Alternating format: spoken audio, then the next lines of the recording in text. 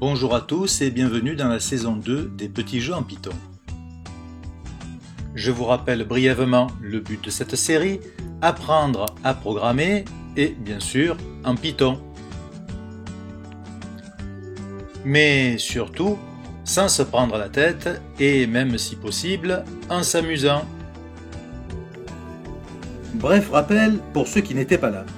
On a fait un jeu de morpion qui pour l'instant utilisait le terminal. D'abord en procédural, ensuite en objet. Aujourd'hui, on va enfin voir comment ça se passe avec une belle interface graphique.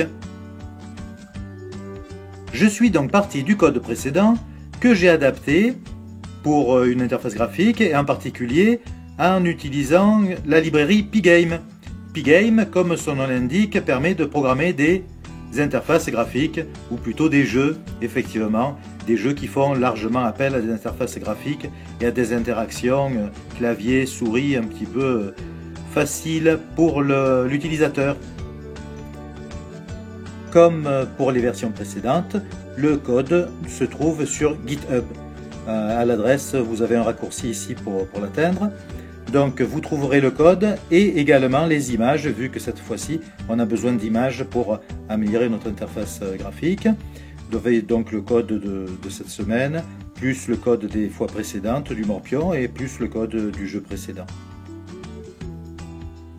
On ne va pas aller dans le détail du code, je vous laisse le regarder. Si vous avez des questions, n'hésitez pas à poster un commentaire sur la vidéo. Et surtout, on va faire une petite démo pour que j'ai le plaisir de vous montrer comment mon morpion est beau et efficace. Avant de se lancer dans la démo, je suis sûr qu'il y a des gourmands de code. Donc vous voyez, là je suis dans la classe morpion. C'est la même que celle qu'on avait précédemment. On retrouve à peu près les mêmes méthodes. Et puis après, on va voir qu'il y a des petites différences ici avec la déclaration des images en particulier et l'appel à Pygame pour avoir l'interactivité. Là où ça devient intéressant, c'est quand on démarre effectivement notre programme.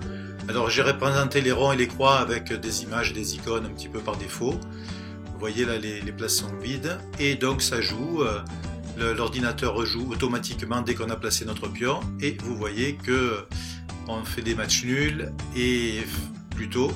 Et si on n'est pas très attentif, il peut arriver qu'on se fasse battre pour la moindre petite faute d'inattention. Oups, comme ici. Et voilà, c'est tout pour le morpion. J'espère que vous avez apprécié cette petite série. Et puis, je vous dis à bientôt pour un autre jeu et de nouvelles aventures. Si vous voulez passer à la vitesse au-dessus et apprendre Python dans le dur, regardez bien sur la page Facebook, il y a plusieurs liens pour des coupons, pour des super prix pour mes cours de Python sur la plateforme Udemy.